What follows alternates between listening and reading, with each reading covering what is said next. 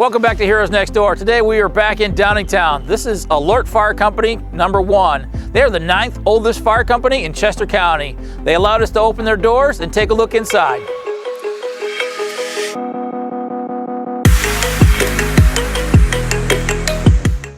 So Alert Fire Company was founded in 1887, and then in 1941 they built this building, and then they had an addition put on in 1984. I'm going to walk you around the outside of the building a little bit because they actually are one of the first ones that I know of so far on Station Cribs that actually rent out their property here. They have 2 different clients. They have a dance studio that they're renting out, and they rent it out as a daycare. So let's take a look on the outside and show you what the building looks like. A lot of history. The stone that was built here was built from Whiteland. Very cool to see. Let's take a look. So Alert Fire Company has actually been renting this thing out basically since the 1950s. They've had a couple different clients throughout those years.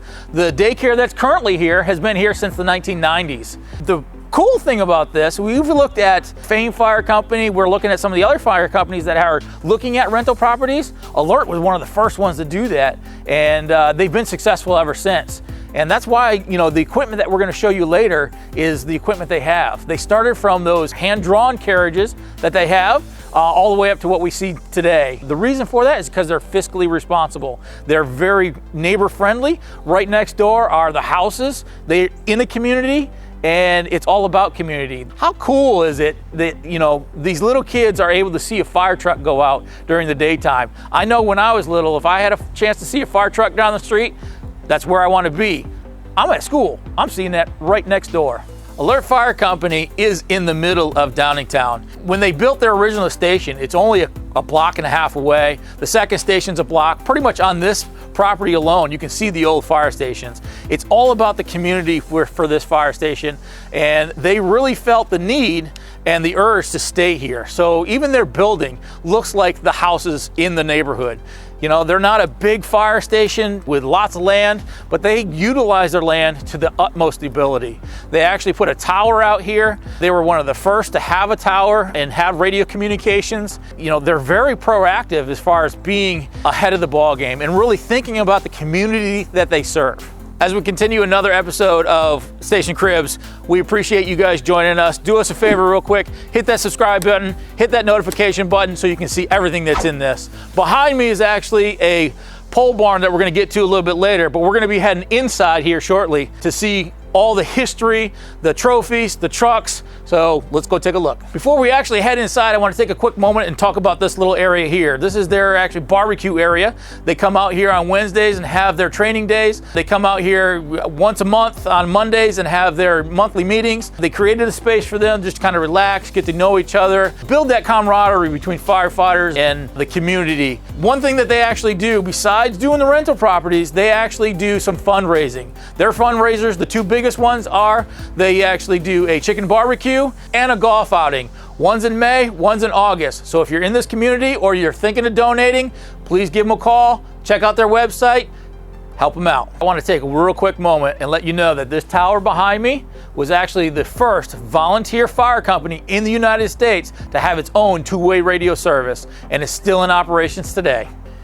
As we come into the building from their patio here, we're coming in from the back of the building. This is actually where we get access to the trucks and the engine bay and their little radio room. It's set up that they actually got a watch station. They can see what's coming in the front door. You can hang out there, but that's where they're going to do a lot of the communications. We're going to make our way to the left here. This is actually a crew room that has many trophies, a lot of history in this area. So we're going to take a little bit of time and really talk about this. These guys are very proud of what they do, and it shows with all these different trophies. They've participated in many parades throughout the years. These are actually state parades, and they've won a ton of trophies. Let's take a real quick look. The one thing I do want to mention is actually this trophy right here. This is a 2013 trophy for a rescue. This is the rescue that we're going to do. We're going to do a Station Rigs episode on this. This is the Best of Show 2013 for the state convention hosted here in Westchester. Very cool trophy to have. Take a look at our Station Rigs. We'll show you all about it.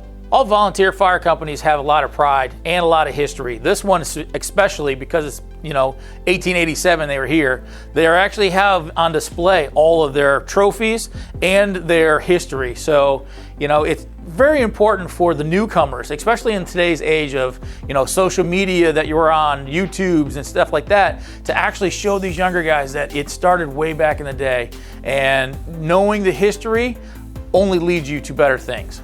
So this room is actually their day crew room where they just kind of hang out and enjoy, watch some TV. They actually have a store behind me here. So if you're interested in any of their things, like a t-shirt or maybe a Christmas ornament, something like that, check out their website, shoot them an email and they'll get you what you can. As we're making our way around to the back here, we are gonna go into their executive board offices. So it's actually gone through a couple different renovations. They had a houseman from the late 1950s all the way up to the 1990s. They had a houseman that was here that answered the phone calls. They answered the bells. They actually used this guy to sound the alarm to any fire. You didn't have the 911 system back then. You had to call the firehouse, and he was here 24/7 ready to go.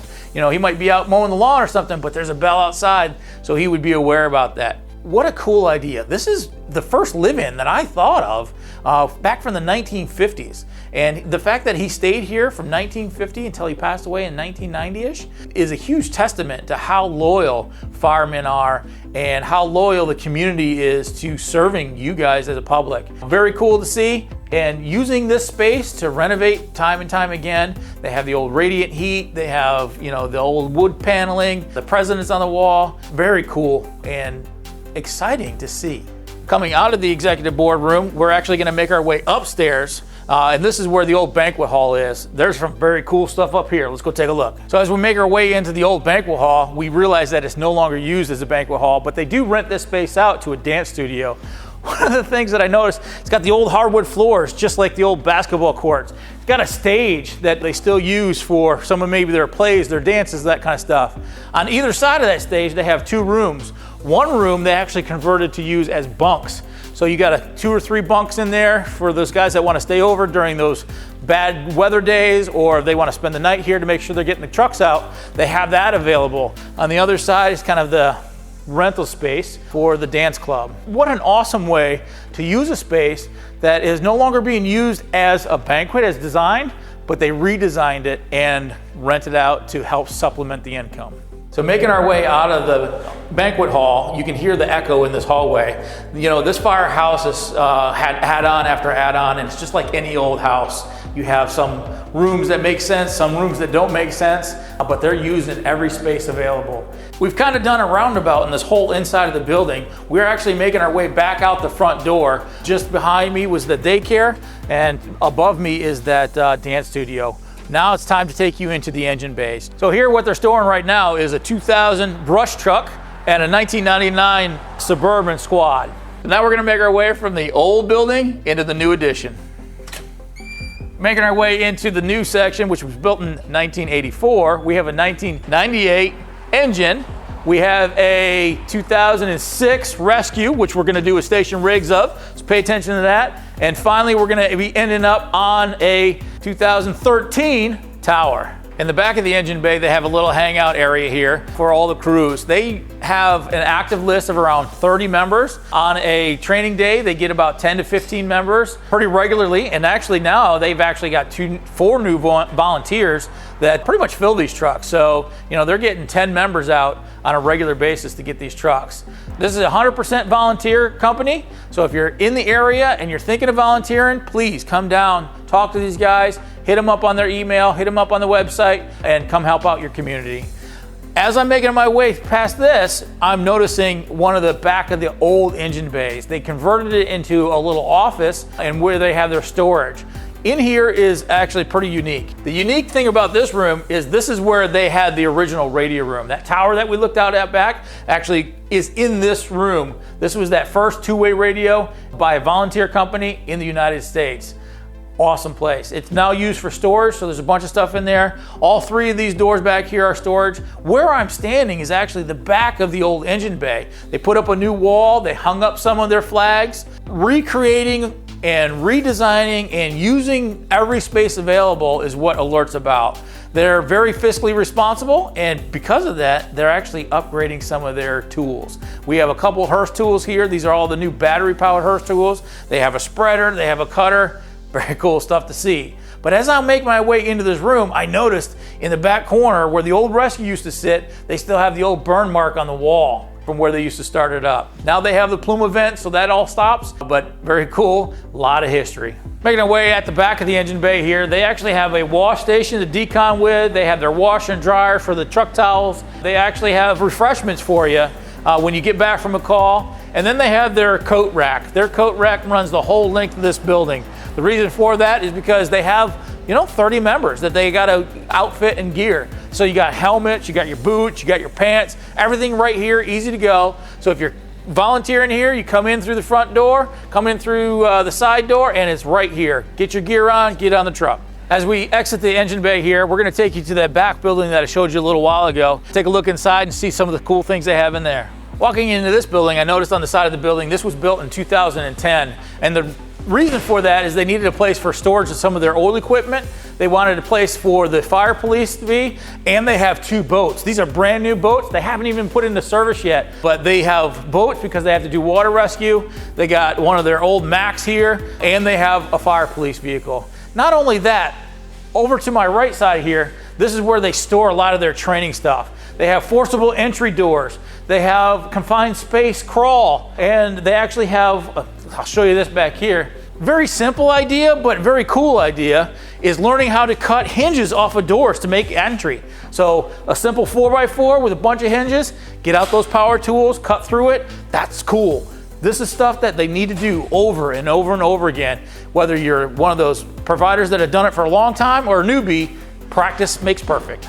So one of the themes of this tour has been about community, and this doesn't stop. This is a 1969 Mack that was actually the first yellow fire truck in Chester County that they used from 1969 till 1999 before it was retired. They sold it off to a private collector who now stores it here for free storage, but in doing so, it allows the fire company to have access to it. So if there's a funeral from one of their members or there's a parade they want to go to, they have free access to one of their old apparatus that's now privately owned. This is one of the fire trucks that I actually started with, where it is a closed front cab for the driver, passenger, and a middle seat, but it's an open back cab. You also had the opportunities back in the day to ride on the footboard of this thing. Very cool. Having access to some of your old equipment is, once again, part of that history that Alert is all about. Last, but definitely not least, we're talking about the fire police. Downtown Fire Company actually has 10 fire police that operate, and they are actually for both Minquas Fire Company and Alert Fire Company. So they cover a ton of things, and they are part of the community. On Sundays, they worry about the traffic for many of the churches around here. They take care of the funerals. They do the high school football games, which is real popular. They're gonna show up to your accidents. They're gonna show up to your fire scenes. They're gonna shut down the roads when we have the floods and we need to use those boats. These are the guys that keep us safe. So I appreciate them. They are not overlooked, and they are a valuable part of every fire company that I know of. So we are finishing up another episode of Station Cribs. Thank you for hanging with us and taking a look. This is Alert Fire Company in Downingtown. Number one, a lot of history here. So if you're interested in it, come on down, talk to these guys, be part of the community, because that's what they're all about. Thank you for watching, and don't forget, subscribe, hit that notification, and we'll catch you on the next ones.